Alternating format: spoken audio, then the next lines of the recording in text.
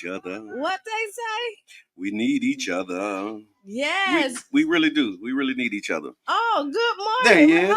Oh, TJ TJ, in the voice of the building. people in the building, y'all. In the building. Are we baby, live? baby. We on Facebook? Oh, yeah. We're we all there? over. We there? Good morning. Welcome to the Tampa Bay Breakfast Club. I am Qiana. And I'm your brother John.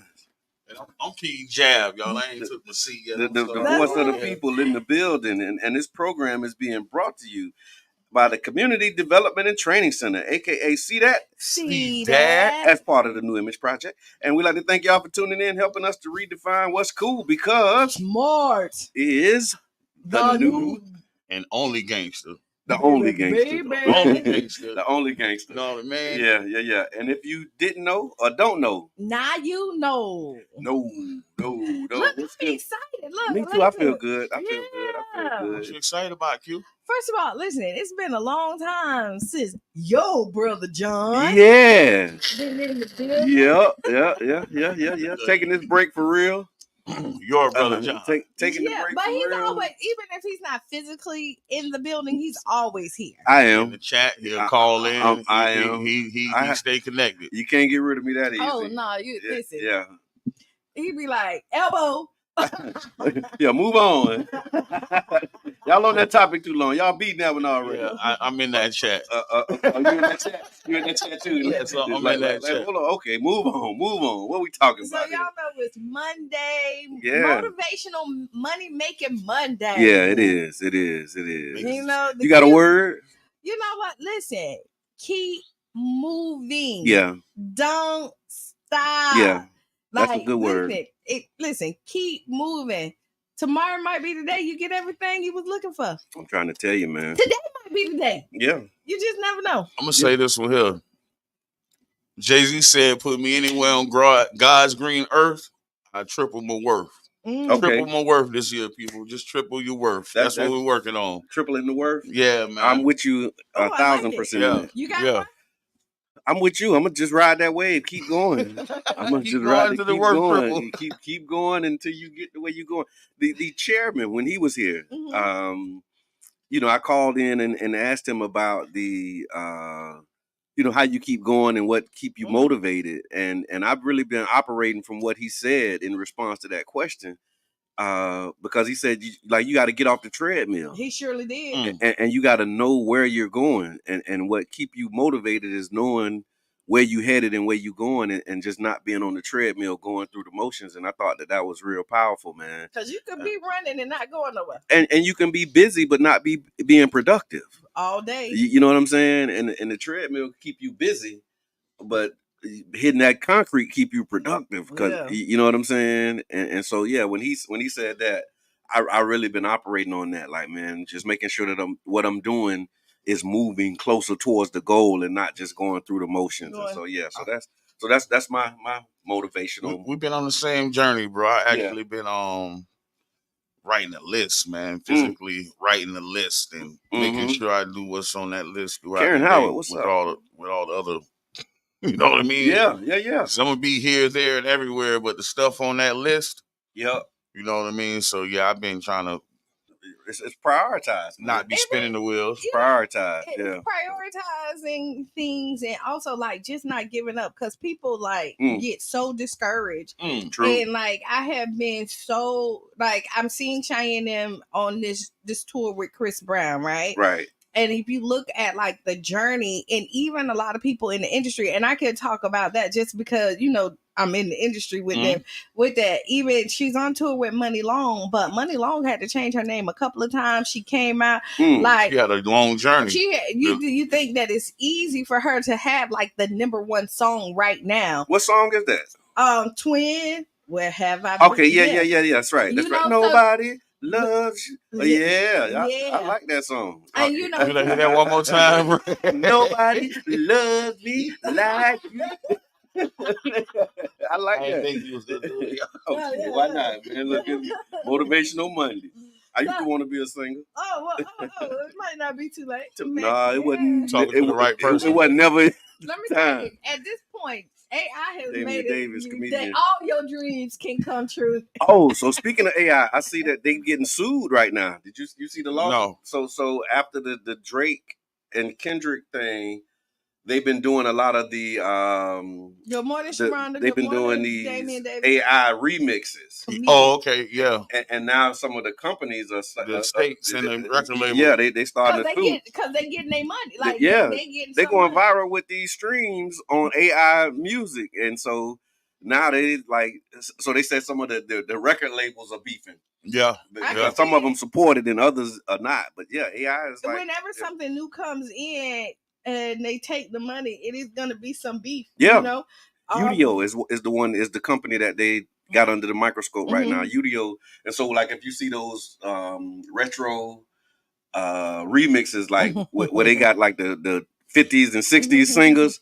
Like how they had 50 Cent in the club, and it was like one of them old comedian. I use Udio. You want to know? I okay. You can transcript your own voice. Yeah. I ain't gonna give y'all all the game. Yeah, to be told. Yeah, not to be told. Comedian David say, "Leave the singing to Shy." Man, I'm singing today. I'm singing. Open it up for your next show. Don't even worry about it, bro. I'll sing you the bring me up. And our what they call it, our router, what we need, booking. Yeah. But yeah, you gonna all get of the your things. writer. You gonna send it a writer. Yeah, because we need Skittles and all that stuff. Okay. Only red ones, no green ones. That's why I said that, because that's a ridiculous. Like I've seen we need individual cups. Most people like black towels, not white towes. It can be real. It's the comfortability that you want when like you're behind. Like I can say with our writer, one is we always do room temperature water, no cold water, because she doesn't drink cold water. Okay. A tea, like a mint tea, some fruit. Yeah. It's like nothing. That ain't ridiculous. No, we don't have nothing like ridiculous. Like all we want is green M&Ms or something like that. Like I saw somebody had something like that. I done seen some writers that done came across my desk, and I'm like, how we gonna be serious? No, but I mean, honestly, some of the writers is just as it can be expensive. They're clear about like what alcohol they want, and they don't want your Cirocs and it's like your Hennessy. Nah. You know what I mean? They want some Louis. Wow. You know what I mean? And then you once you sign that contract, it needs to be there. They want certain type of Red Bulls and So they passed the stage of just being happy to be here and just put me in a room and let me. But this is what made them happy. They're not that, okay. Being happy to be there is having your special type. Oh no, I need to have all my stuff. Yes, absolutely, in my room.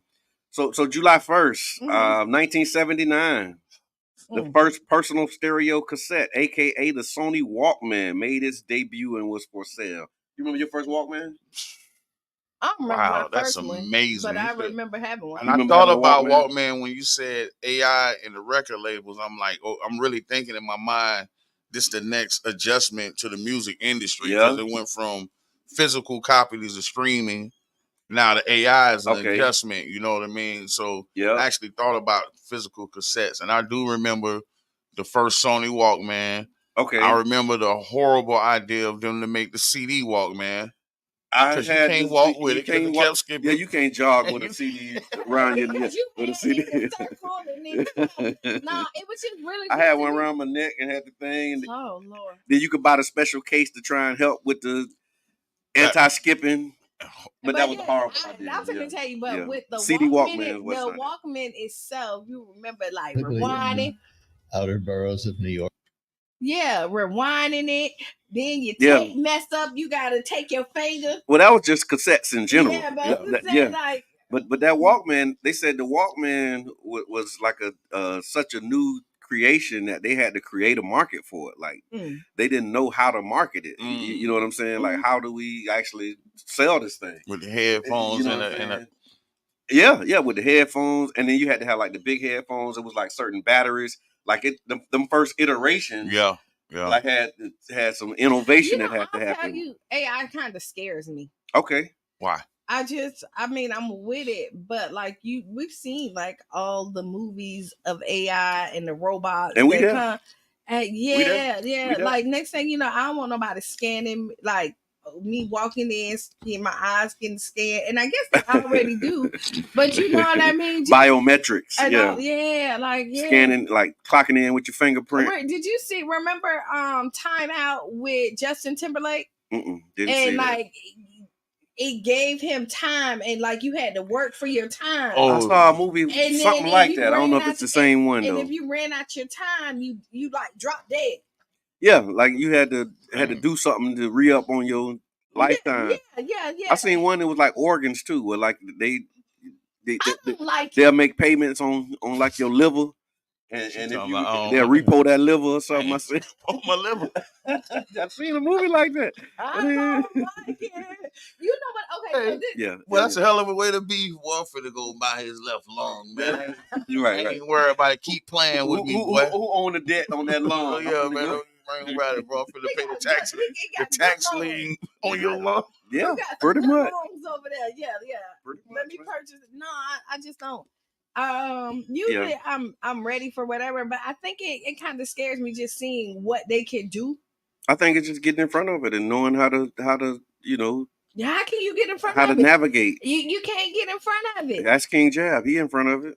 Why do you run from it when you should run towards it? These are tools. I'm not running from it, but you just never. Oh yeah, I mean, I get you. I get it. Like you never know what the limits are. Like you think a decade from now, like you see how smart it is now. Right. You can imagine 5 years from now what it's going to be used for, how it's going to be used. Like, yeah, no, I hear that. Like I got a lot of them concerns too. My phone right here, like, your phones, I don't even tell. Like, AI on your Facebook now? Not even that. But Siri is AI. When you say, hey, Siri, that's the earliest form of AI. I don't use my phone. Like, I don't use my GPS in my phone all the time. But my phone knows my whole day and where I'm supposed to be. Yep. So, in the pop-up, the GPS that I don't use pop up to the address where I'm supposed to be. Yeah, it is smart like that. So listen, we got school board member Caprice Edmond coming on too, because I see we got like 2 minutes before we have to take this break. Oh, it's already there. It's already there, man. Like time is keep on slipping into the future. So yeah, we got school board member Edmond coming in after the break. And yeah, it's July 1st. We're gonna talk about some of these new laws. You know a little bit about that? Oh, it's a lot of things happening with law. Real quick, I saw the balloon release. Like it's illegal to release balloons. You can't release balloons anymore. If you're over 6 years old. Yeah. Over 6? Yeah. Well, they were kind of like here in Pinellas County, it was already there. Mm-hmm. So like if you went to like Party City or anything and got balloons and told them you was releasing them, they wouldn't sell them to you. Yeah, I remember that. But now it's like a whole thing where you can't do it for real. Shooting bears, they let you shoot a bear now. I don't know I didn't know that you couldn't, but apparently now you can. It depends on if you come on the set or not, Mr. Bear. Yeah. As long as you stay on your side. But before it was like a issue if you shot a bear. It's a felony. Oh yeah, black bears were extinct for a minute in Florida. They back. They back. And now you can take them if they. The alcohol sales, if you no mobilization. No mobile liquor sales? Yep. No more out the trunk? No. No more off the truck? We Shout out the block. And look at it. I think I got it. It. But yeah, all right, we're gonna take this break. Let's do that. We got some bills to pay. Tag a friend, tell a friend. We'll be back like 7 minutes after the hour or so. Yeah. So yes, and when we get back, school board admin will be in the building. Baby. School board member Miss Caprice. Caprice. Yeah. Like we just put some speck on it. Some speck. All right, man, we're coming back. Put some speck on it. Put some. For writing and for opinions and that kind of thing. And what would be some of those terms then? Toy. A toy is a writer who's no good. No good.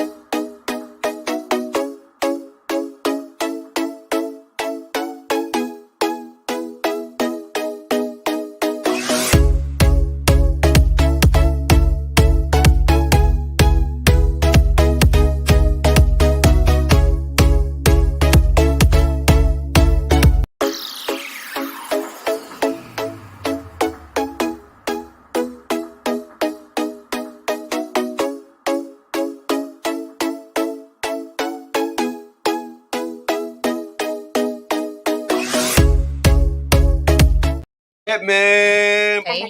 noises, all the things, right? We need the clapping sounds. Yeah, man. we do. We got it. We just being lazy some days, but yeah. Welcome, school board member. How you? Good. It's good to be here. I'm glad to have you here because so y'all know maybe about 2 weeks ago. I think it might have been about 2 weeks ago, two or 3 weeks ago. Mm-hmm. We were talking about education and educational issues and just things that's going on in the school system, and of course we got a school board member on speed dial. And the school board member got us on speed dial too, and she was like, "Hey, y'all talking about some stuff, but y'all ain't talking about it the way y'all need to be talking about it." The thing is because you get so passionate about things, right? And then we forget about like the people that's actually out here working because in this conversation it was like we need to throw the whole school board away, but we don't. And I was showing big yes. I'm glad you said that though, because listen, see how this happened. I want to this is a process moment for you. So there was a caller that called and said, just throw the whole school board away, put it in the comments, set it on the phone. School board member see the comment, hit me up like, hey, hold on, let me just get some clarity on that. And then 2 weeks later, she here. Right. So for those who like think about our process and the way we do it, like sometimes we'll call you, but a lot of times you got to call us, right? Because we have these conversations. We get passionate about it, but then we move on. Yeah, and I also gotta say, around this time last year, I was on the show. Yep, so I saw that. Perfect timing. Ooh. Perfect timing. But I appreciate your engagement and your consistency with willing to come in and talk about issues that matter to us related to school board. And so we could just jump right in, man. Today's July 1st. So it's a lot of new laws and things that are coming out. What should we be on the lookout for? Like what's new? Well, there's a whole lot of laws that are going to impact education. And a part of the board process is to come out with a legislative platform specific to Pinellas County. Okay. And then, oh yeah, that sounds a lot better. And then, there we go. Oh, I done broke it. No, you weren't supposed to do that. Okay. No. And then move forward advocating for those things. Okay. However, some of the things that came out is a law permitting more opportunities for students to work. Yeah. And I saw that. Ultimately, they can work 40 hours a week, and they can also get permission from their parent or the superintendent as needed to provide those permissions. I don't like that one. 40 hours for teenagers? No, I don't like it. Yeah. Especially in the era where some of these young men are considered to be the mans of the house in high school. Not even the men and the women. Like, I guess for certain. Okay. And the women, the hustlers. Let me tell you, when I just said it because that was my first reaction. Like, I don't like it. I get it, but I don't get it. Like, you know what I mean? Like, there should be like a special permit for people who work 40 hours. It shouldn't just be like a blanket 40. Yeah. And see, I get the educational side of it, right? And I understand the impact of education, but I also understand like how hard it is right now for families, man. Like you need every nickel, every dime, every dollar just to pay rent. And sometimes that 15, like for example, we talked about CETA. And how a lot of the CETA checks, you got your Miami Fashions necklace and school clothes, but it was some that was using them CETA checks to help their family pay bills, and it's like we at the time now what you need all hands on deck. So I get it, so, but so I see both sides, but yeah, I think let the kids be kids. Man. That's what I was gonna say. Like you thinking they take the responsibility. So listen. Yep. We've already talking about the kids failing and falling behind. You're working. I'm tired. Yeah. There you go. Working all the hours. Just bring me back, Q. Because what you bring me back. Bring me back. I'm tired. I'm sitting here right now, and I get it. So yeah. Think of a student that's working 40 hours a week, plus doing another 40. That's 80 hours that they're committed to something, and then we haven't even included homework or anything. Extracurricular, sports, Ain't no more sports. Yeah. Oh yeah. You're working 40 hours a week. That's And another thing it does is it kind of pigeonholes the students to a certain type of career. Exactly. Okay. Yeah. I got you.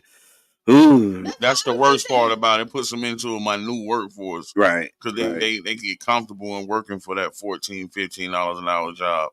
Right. And then they're stuck in the rat race. Like, so that's where I'm at with Next it. law. Yeah. What else they doing? So we also have some things that are going to be on the ballot. One is nonpartisan races. So they'll be on the ballot in November. And I know King Jad mentioned he wanted to weigh in on that, but I appreciate the fact that it's nonpartisan. I wish that people would just stick to the issue. Yeah. Like, what are you going to do as a school board member? What do you see as an issue? Right. You know, bringing in and advocating for things that are already being handled on the state legislative level, which is just garbage. Yeah, but, true. You can say that on the Tampa Bay Breakfast Club. It's trash. It is trash. So we move on really quick. Trash. And he's gonna be here on September 13th. Yes. So like, at first, congratulations, Miss Blue. I'm reading the thing. She retired today. Mama Blue. Thank you, Miss Teresa. I see you. So one of my main concerns with the nonpartisan, even with the nonpartisan, is the way I see it is I think that the Democrats and Republicans have took their battles into the school boards. Yeah. You know, I don't know. I'm trying to get understanding. So I feel like now it's more like a Hatfield and McCoy's in you guys' playground, and it's really not a focus on the kids. It's more of a focus on let's take all these books out the school system. Let's take this away. So I just really wanted to get a wrapping around because I talked about it is, will that help or not by them declaring if they're Republican or Democrat? We feel like it doesn't really make a difference. Come do the work. I think it doesn't make a difference because you have people on both sides that are children focused. Focused. Yeah. And at the end of the day, that's what matters to me. And just to touch on some of the things you mentioned is regarding book bans and stuff like that. That's coming from the supermajority Republican legislator. Right. Right. So I voted against that. Sure. So that's why you shouldn't get rid of the whole board, because we do have members, a member at least that's representing us. I was the one lone vote on that one. Yeah. But I know what them lone votes feel like too. Yeah. It is what it is. Yeah. You got to stand on it. Yeah, stand on business. Right. But at the end of the day, and I do want to go on to that book controversial materials thing. Yeah. Because you can have one book in the school system that somebody deems inappropriate. Okay. And then the district would have to buy 8 or more books, depending on however many people on the committee. Right. In order for them to read it. To review those books. And then make a decision. And then you got to take that book out of the whole entire school board. Guys has to remove that one book. So again, I think it's I think it's just important to be clear on what is impacted by the state and trickles down to the school board, like the controversial material, like the DEI or reduction or no DEI training, and things like that. Because it's not us as a school board saying it's the school state board trying to follow the law. Hey, caller, we're talking about the school board and the things that's coming up, the new changes in it. Introduce yourself. This is Sister Hughes. I made a mistake. Okay. All right. Hi, Sister Hughes. Have a great day. Sister Hughes coming up after this. Make you lose your shoes and shout out around the house. I want just real quick on that. Just going back just for a second on the nonpartisan thing. I think it makes people lazy. Because people don't want to do the research and see who the candidates are. And so if you got a R or a D, a lot of people just going to follow whatever their party line is and not really do the research. And so I think we need to keep it nonpartisan so that you have to really dig into those policies and those issues. And you know that you're voting on issues and not just following a party line is my take on that. And then thinking about go ahead, I'm sorry. Something else that it would do is impact those who are nonpartisan. or independent voters. Okay, yeah. Because you can only vote if you're registered for that specific right. party. That's right. So what if you are a Democrat and you want to support a candidate that's Republican based on what they plan on advocating for? Right. You wouldn't be able to do that unless they made it to the general. Okay. That's because the whole primary thing, the primary piece. Yeah. Definitely. The primary piece gets you either way. Yeah. Especially if you MPA, like you got to switch party to try and do. You're completely out. But you don't have to do that in school board races right now because they're nonpartisan. So you really get, and I like it like that. And before y'all switch over, yeah, August is the election for school board. August 20th. August 20th. Yep. Yeah. And there are 3 seats up. Okay. So please, yeah. please. Do the research, man. Do the research. I mean, we keep on screaming out here. This is going to be a big ballot. Yeah. This is going to be a big ballot, and we need to be educated on it. And so request one by mail, like get it. I'll be going over Thursday. Okay, to get your ballot by mail. So y'all tune into the Voice of the People on Thursday because he's gonna tell you how to get that mail ballot. And we talked about new laws, but there's also like old plans that have been in place, like the Bridging the Gap plan, and that's been in place for like several years, right? Yes. Any updates on what's happening with that? It's entering the 8th year. Okay. And there's still a long ways to go, in my opinion. Okay. Some of the things that I've requested and have occurred was an external audit of the Bridging the Gap plan. Okay. Also, we get quarterly updates. Those updates are available on the website, pcsb.org. And the district does have different things going on relating to that, from the community discussions that occur outside in the community. This year was held at Gibbs just to get that feedback from the public. I remember the promo for that and how they was the time though. It was like 3:00, 4:00 or something like that. Good coming out, but 3:00. You know. And that's why it's good to have people weigh in. Yeah. Because there are some people that show up. Yeah. 3:00. Yeah. Show up to every single that's good. Oh yeah, no, that's good. It's good. So but there's some people who I'm thinking up, like, dang, I want to be there, but if they want to be there, they need to say, hey, that time does not work. Because when you have I hear you. people coming in, they thinking the time works. It was successful. Yeah, I got you. But on that note, something that was recommended is that they hold the community discussions throughout the county. Okay. And then it's just not at one location, and you're able to get a wide variety of. I'm laughing because the one location was the South Side, and it's like we need to spread it around a little bit. Y'all just go. Yeah, it's true. It's true. It's true. The data, but then when you look at where you look at the areas of greatest need. Absolutely. You know, it is South County. Yeah. But let everybody weigh in. I hear that. And then just with the Bridging the Gap plan, and 8 years in now, what are some of the highlights? So I like to bring I know receipts, come on. artifacts. Come on. Yeah, come on. So there are 6 goals. She done brought the encyclopedia out. No, she brought the plan, so we can like, yeah, because y'all know how we get down in here, like, and that's specifically why we read the executive summary and have a whole opinion. I'm not gonna do is be loud and wrong. I hear that. I know that's right. There are 6 goals: the graduation rate, student achievement, advanced coursework, student discipline, ESE identification, and minority hiring. Okay. And just a quick summary is that there are incremental changes in certain areas, but then the gap is, or the disparity is large in other areas. Okay. And I brought this as something to talk about today because I think it's important that we as a community, are continuing to raise the alarm on this plan. Yeah. And that it needs to be addressed. Our students need to have what they need in order to be successful. Right. We need to continue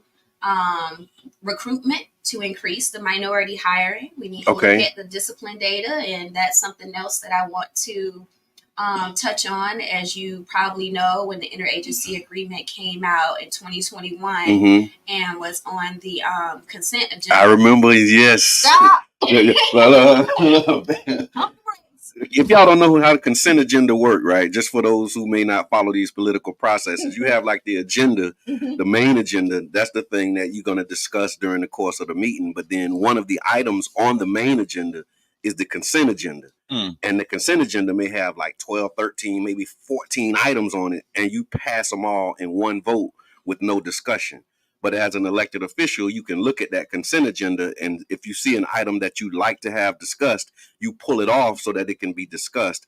And that's what our school board member did with this interlocal agreement between the school board and police, because this is a huge issue for our community, and they were about to pass this new agreement. The good part of it, because that's all they tell you. Yeah. That's just like when this is what's so important for you to look at everything on this ballot too, because they'll tell you the good clean air. And then right there to say, but you can't have no kids after the first one. It don't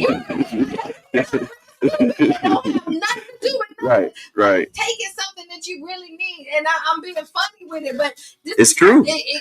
And you need people in these positions, like School Board Member Edmond, who will say, "Hold on, wait a minute. This is something that's important to the community that I represent, and we can't just pass this without a discussion, a broad discussion." And so, thank you for your leadership in that.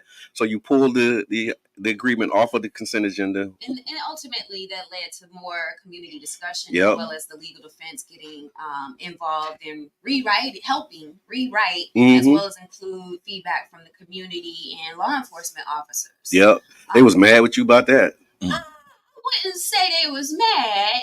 I think at the end of the day, we had a better agreement. Absolutely. But I remember some of them conversations, and it was like, "Why are we doing this?" It was like, "What are we?" It was they wasn't mad, but they was like they was like, we would have got away with it if it wasn't for those meddling kids. Right. So who told you ready this? Dang, you actually read it. We almost got away. That's our job. That's exactly right. Thank you. And I'm like, we got one thing to do. Read these items, ask questions, and vote. That's it. That's it. So again, that's what I like to do. Read everything, ask questions. I am in the process of scheduling meetings regarding the Bridging the Gap plan. Something that I do just about annually is go through everything and ask questions. Just in the plan, every action step, the status of it, and ask questions. Right. I like them type of people that highlight, that read, and then highlight. What are you hearing? And put your bookmarker right there and be ready. So just some of the quarter 3 highlights is that this is a lot to read through. So maybe I just as of April 12, 2024, 64.23% of the senior Black subgroup is on track to graduate. 64% out of 100% of students, and that was based on April data. That's an F. Okay. That's an F. Yeah, 63 is an F, right? 64 is an F too. Yeah, where we from. And at the end of the day, this is the stuff we have to talk about. Now, so 64% of our Black students are on track to graduate. And that was as of April 2024. Okay. So since then, if you're in the school system, you probably know they do all types of things trying to get the kids across the finish line. Yeah. Include testing, multiple testing, depending on what requirements are needed. So, and then even at 64, a lot of them kind of just getting scooted through from what I've been seeing. Certificate of completion. So that 64 don't really mean 64. So right? Is that fair to say? Yes, because there is the concordance scores. Okay. And that's something that Dr. Goliath Davis talks about a lot. Concordance scores. What does that mean when you say concordance score? There are other ways that a student can graduate besides meeting. Excuse me. I ain't been here in a while. Yeah, I said it through your mouth, bro. Don't hit my bad. I apologize. I said it through your mouth. Okay, thank you for that. So just move your headphones, Qiana, because you keep messing with the voice. No, I'm looking at the board. Just go ahead. Now do you? I'm just here, just working. Go ahead. And then regarding student achievement, schools have identified Black learners at each grade who are just below grade level proficiency and have assigned mentors and intervention tutors as needed. Something else that the district is doing is really putting an emphasis on that K-12, where they have the PELI initiative, which is the Pinellas Early Literacy Initiative, to provide more robust support. Also, there's the expansion of pre-K. So again, the district is really focusing on early education. Yeah. But I've asked, how can we reach the kids that are not at elementary? Okay. You know, because we have high school students that aren't reading proficiently yet. That's true. Yeah, he said. You know, so what are we doing for the high school, middle school level? And then when we touch on the discipline data, that was something else that I requested, that we have a discussion as a board regarding school discipline. Right. And this was the first time that we talked about it. Yeah. This was one of those things, well, if I ain't bring it up, we wouldn't be talking about it today. That's right. And I think it's important that we talk about discipline, because if students aren't in the classroom because they're being arrested, suspended, all the things in between, how are they learning? Exactly. Right. Or what are they learning? That part. But because they learning something, but what are they learning? You know what I'm saying? Because I remember being put in like special classes. I wasn't a knucklehead. I just was what they call at risk. And the impact of me being put into like this at-risk group changed my whole high school experience. You know, like I went to bogey, but I wasn't a pirate because I was in this other, you know, group. You a bucketeer? I was new style. I was a nasty boy. But going back to listening to like the high school and the middle school students that can't read, right? Yeah. And that's not reading up to grade level, because you hear elementary, like they say, if they don't get it by the third grade, they won't ever get it.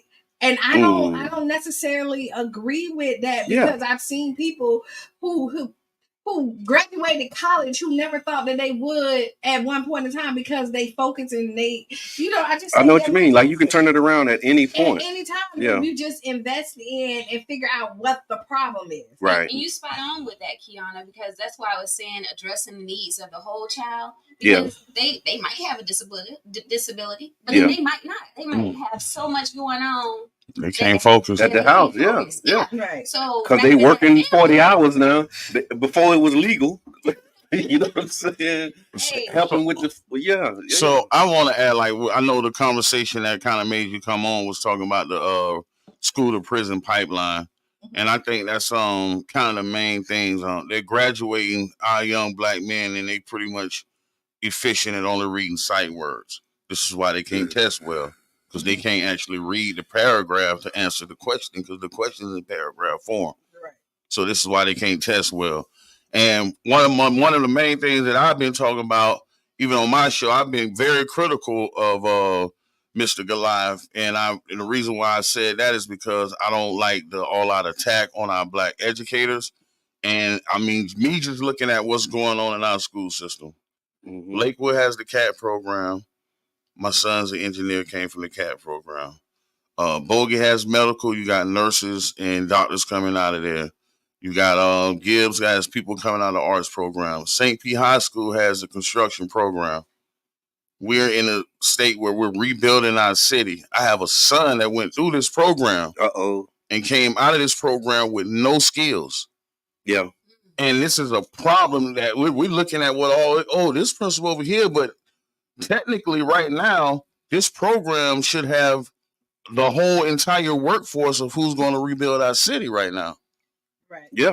So, first, let me put out my disclaimer. I am here as an individual school board member representing myself. Yeah. Absolutely. So let me clear on that. Right on. And then the schools have more than one program. Yeah. Each school has multiple programs, and there are great things going on at the schools. For example, I can talk about Gibbs.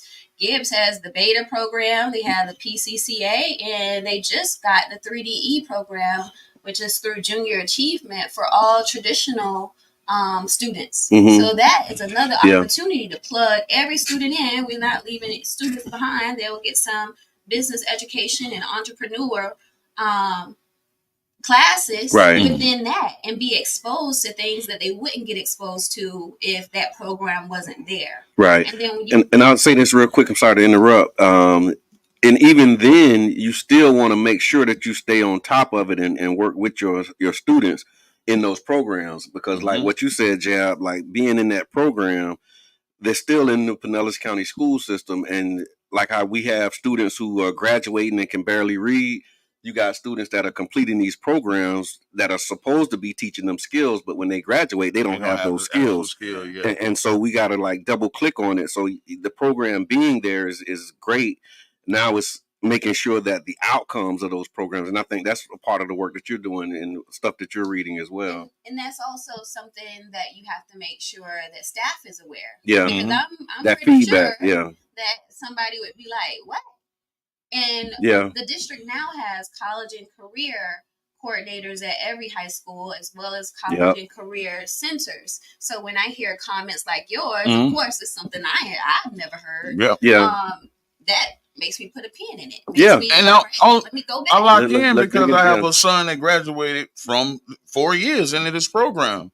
Yeah. This man, no, from the construction program in St. Pete. And this boy can't build a box. Yeah.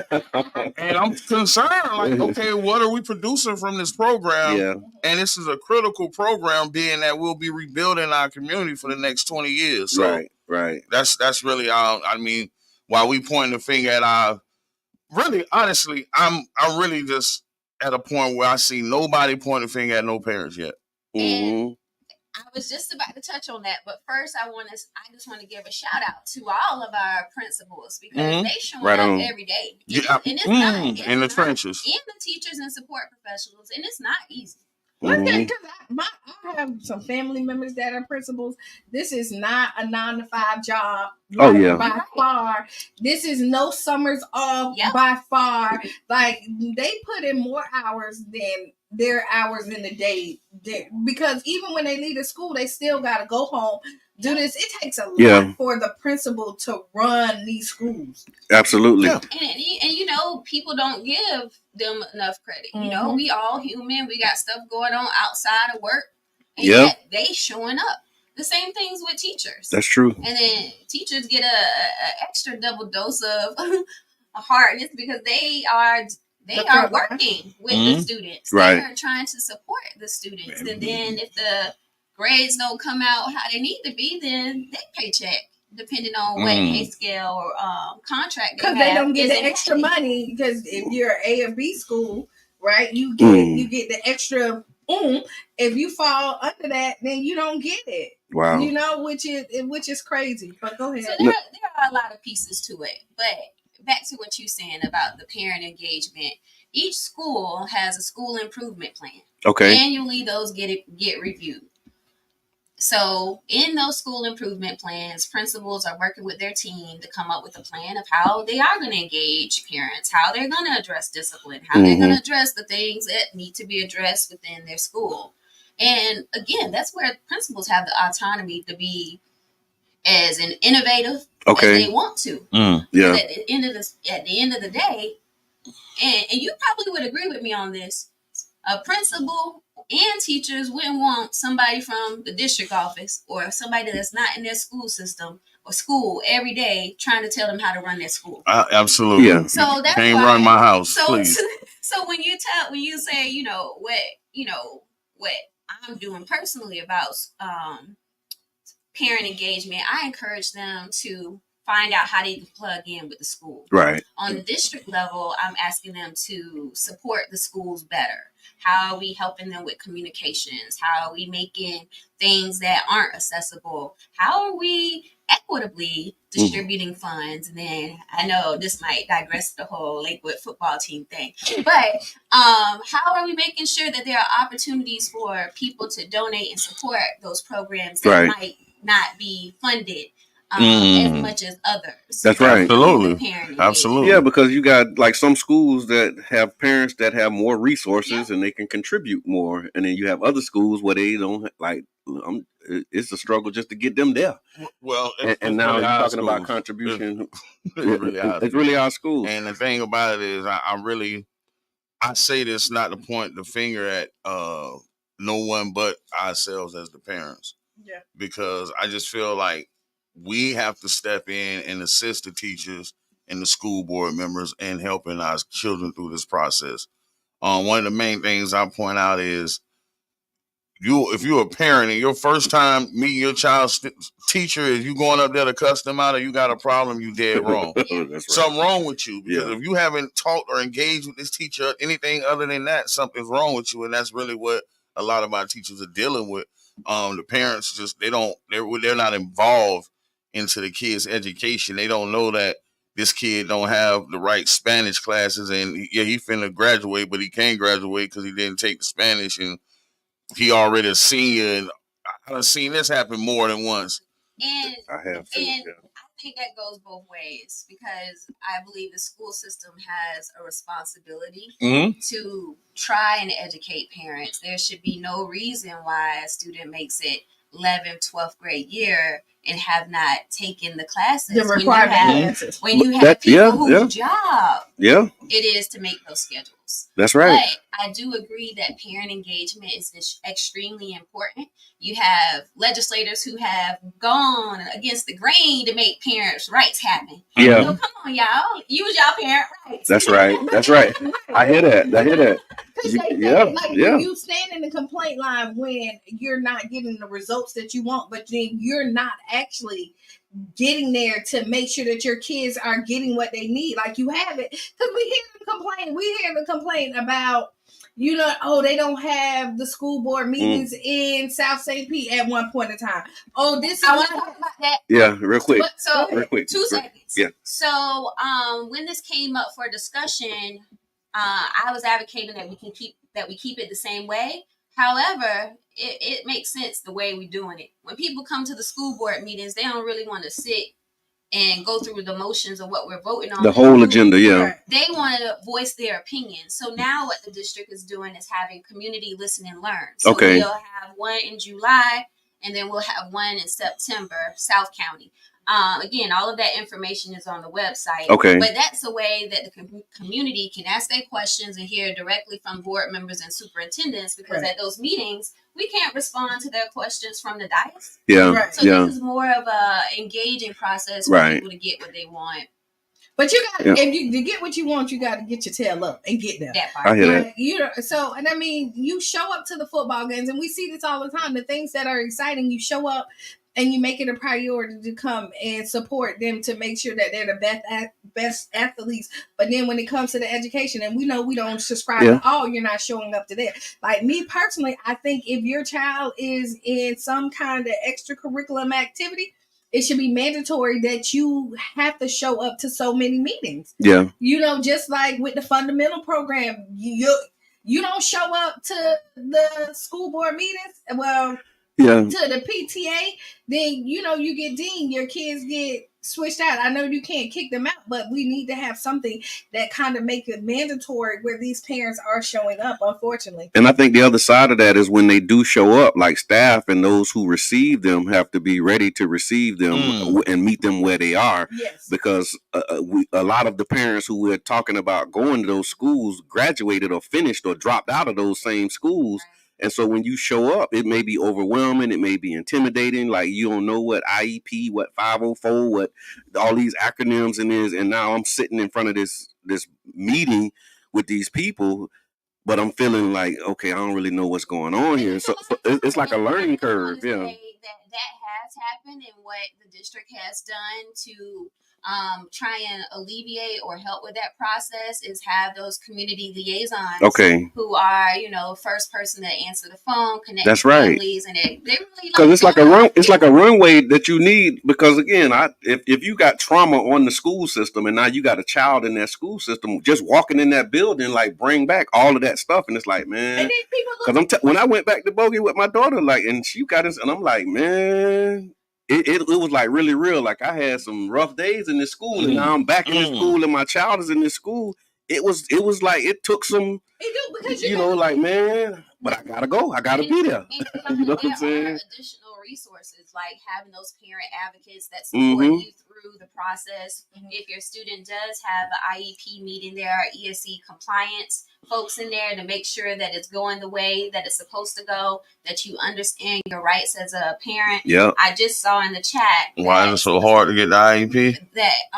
No, I didn't see. I just saw in the chat about someone saying they weren't identified for a disability. But now there's even a process to help identify if there's a disability. Okay. Even in our last meeting, we talked about dyslexia.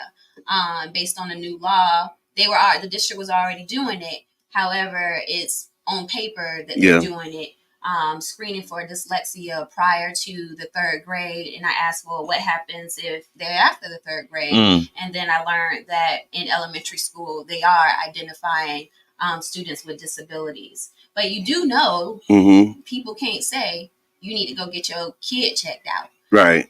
They can't tell you to, So there's no parent involved. You can't just talk to them like that. So there's ways that boy, you need to go take that boy to court. You call my child slow? Like, I mean, you call him slow every day when he get out of the car. But it's different it's different when you do it. When you do it. You call him slow every day. You can plant the bad seeds, but let somebody else come water it. And they watering that seed that you planted. You started it, but it's just crazy when you look at it. And I get where you're coming from when you say like the anxiety that you can get from it. Because just think, if I never graduated high school and I'm taking my child to high school and I'm supposed to be the one that's guiding it, in my mind, this is a lot. What can I do for them? And a lot of people think like that, and so they say they'll figure it out. I'll tell you one of my experiences. I remember this was at Thurgood Marshall back when my oldest daughter was there. And I remember going to a meeting and we're in this big conference room and it's like all these different teachers and it's just me and my wife and my daughter. And I'm like, man, this is kind of overwhelming. And I can only imagine like if you are single, like I'm me, and all the stuff that come with me, but I can just imagine like a single parent, who working had to take off and come to be here. And now they got this whole table full of experts to tell you about all of the issues that you like. It's a lot, man. You know what I'm saying? And we can't act like that's not a real thing. And you're right, but I do want to touch on one of the comments about the IEP process. The district is required to implement the IEPs. And as it relates to the time frames, there's guidance on having the 60-day before you have your meeting. So it's just a matter of who's having that challenge with the IEP and are they aware of the process? If not, hey, we need to put them with the right support to make sure that this process is smooth and their child is being provided the services that they need. I want to get into this because I see the clock is running real quick, and I want to really talk about the school arrest data.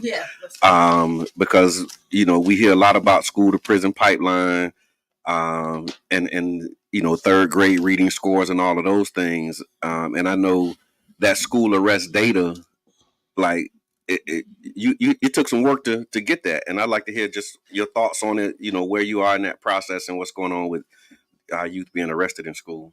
So this is something that I have been working on, and I'm really grateful for our law enforcement officers because there have been some things that could have been deadly for students if they were not on campus. And I'm appreciative of Chief Williams providing insight as it relates to the interagency agreement and the arrest data ultimately. But just to go into a little bit of the details, based on a report pulled April 22 of this year, the number of physical arrests in 2023-2024 school year was 155.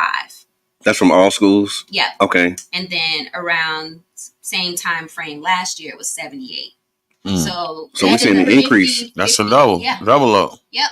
Yeah. Wow. And the same thing has occurred with the diversions. So diversions, so it is, for example, for example, during the first semester of 22-23, there was 95 diversions. 75 diversions. And then 23-24, there was 140 diversions. Wow. So it's double. Right. What's going on? What the problem is? Hey, man. The problem is, so the top offenses are battery. Lots of brawls are occurring. Battery on school board employees. Batteries on law enforcement. battery and aggravated assault. So these are some of the things that are coming up that go beyond folks' control if they're not able to get to it before it starts. And I remember a while back, disorderly conduct was like one of the big ones, and there was like disparities in like African American disorderly conduct arrests versus others. Are there any disparities that we're seeing as it relates, to those who are being arrested for these different things? Again, when you look at the data, African American or Black students are being arrested more. Mm-hmm. There is a disparity, but one of the questions was related to the subjectivity of what's considered. But there's a definition, and okay. When I talk with Chief and his staff, they are pretty confident that when the arrests occur, they aren't subjective. Okay. It's clear.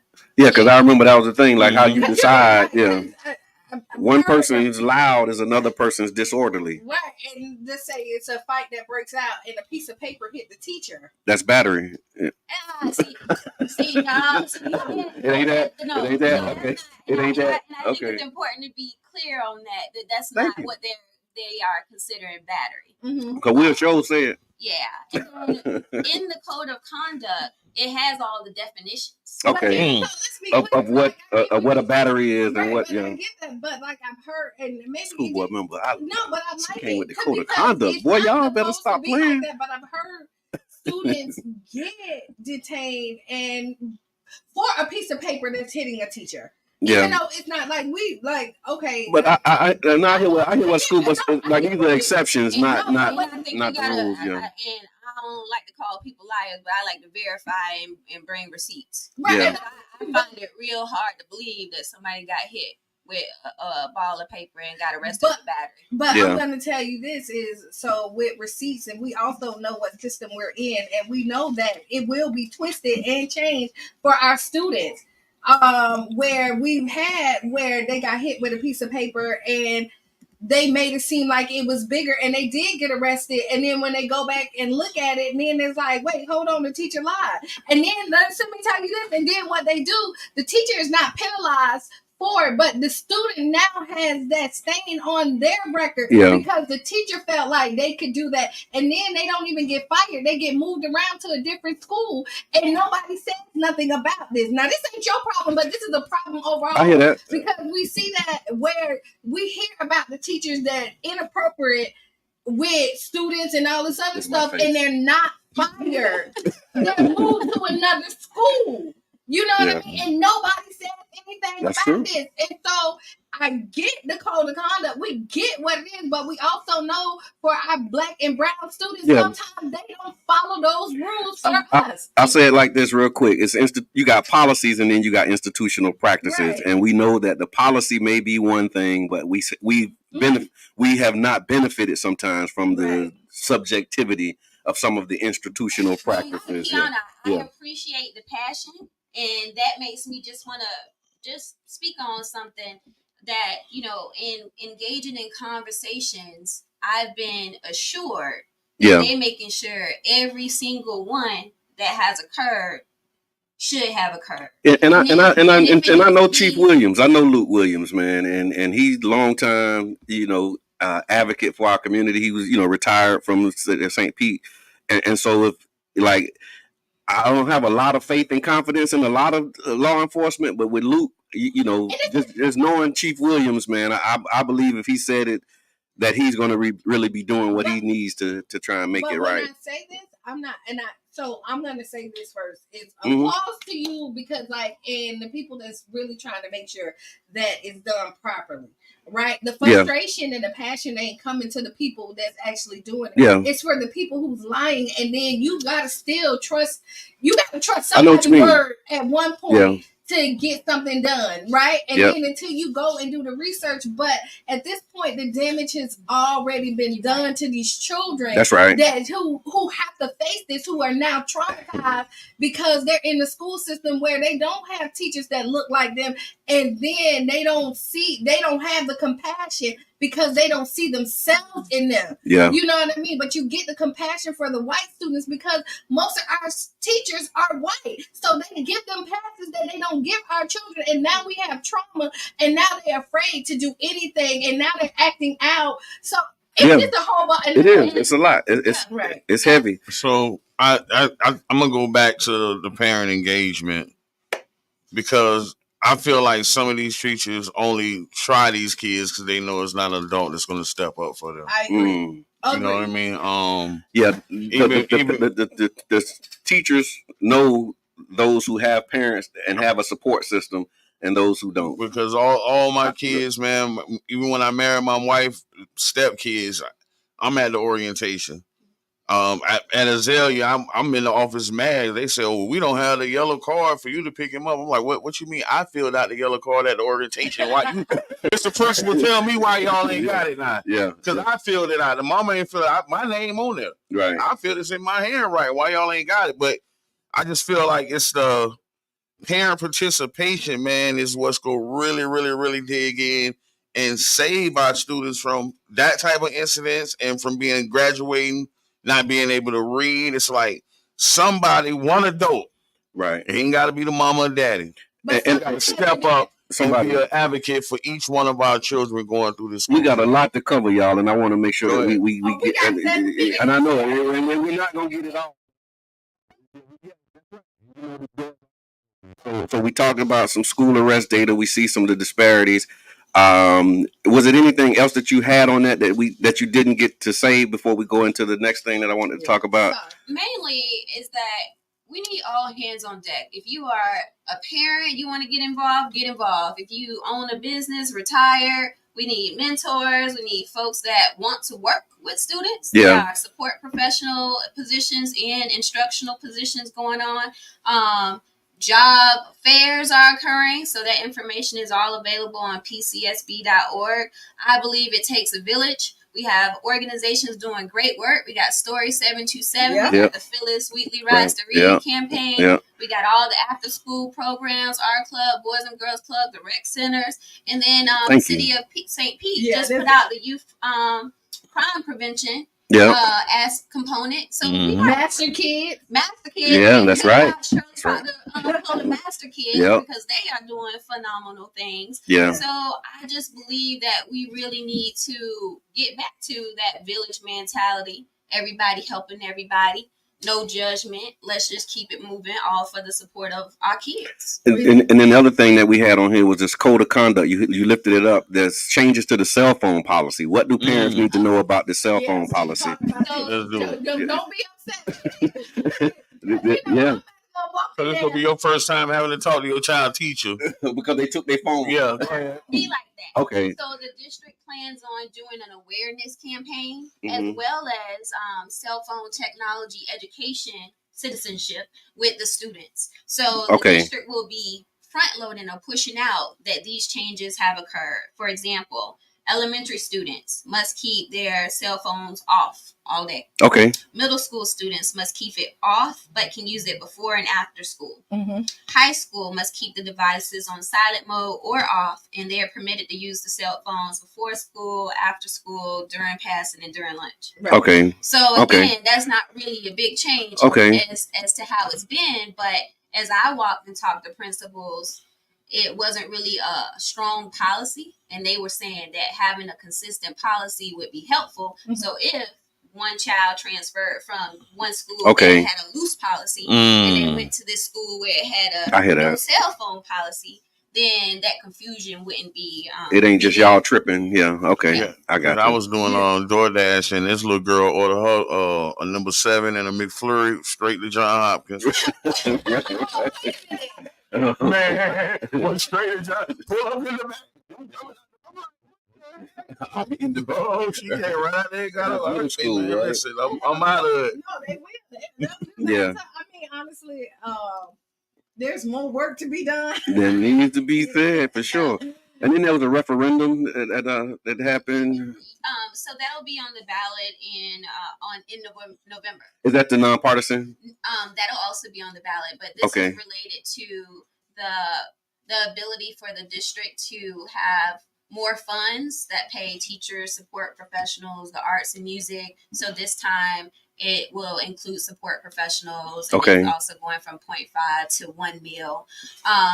One of the things about so it's that property tax increase yes. to support education. Yeah. Okay, gotcha. And then one of the things about that I think it's important for the public to be aware, if it doesn't pass, because currently we do have a referendum, but if it doesn't pass, then there's no additional funds. Okay. So it's all or nothing. Okay. Wow. So, wow. You know, people, I think it's important that people have an option to make their own choice as it relates to that. So the people can make the decision they think is good on that referendum that'll be coming before them.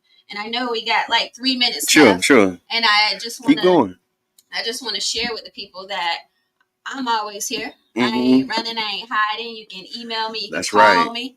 Look in that camera and tell them that again. You can call me. My work number is 727-504-8050.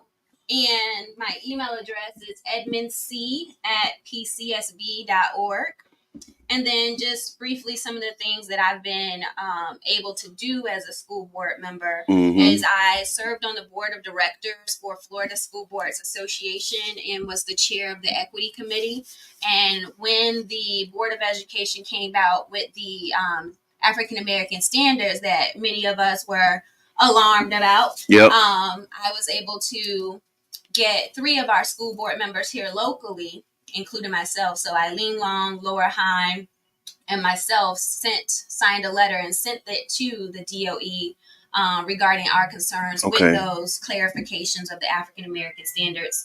And then on a state level, we were able to have the board of directors of Florida School Board Association sign a letter regarding not only the African American standards, but how they went about with the College Board AP course. Okay. And then this year, I serve as the president-elect of the Greater Consortium of Florida School Boards, which is mainly the coastal school boards. In November, I'll become the president. Right on. And we'll be able to keep pushing towards legislation and practices that will positively impact our community.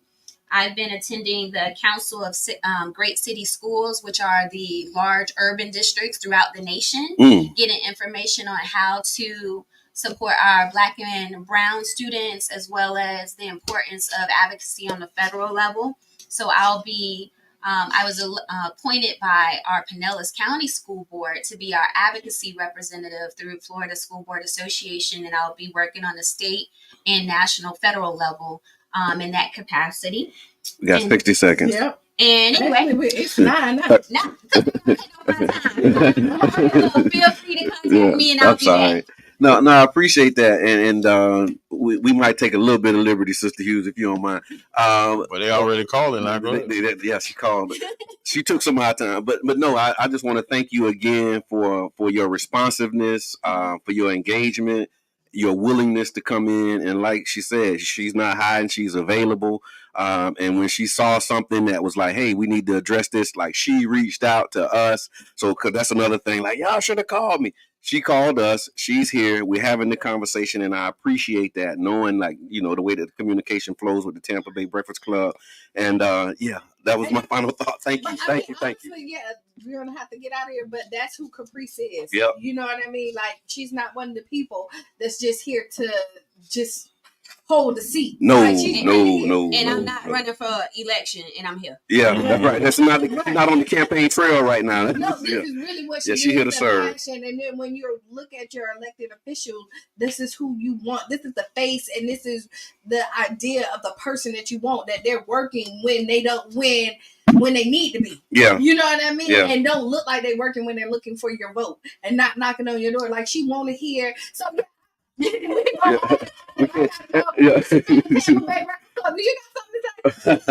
I appreciate you. I voted for you. I stand on business when I say parent participation. I've been on the board for Lakewood for almost 8 years.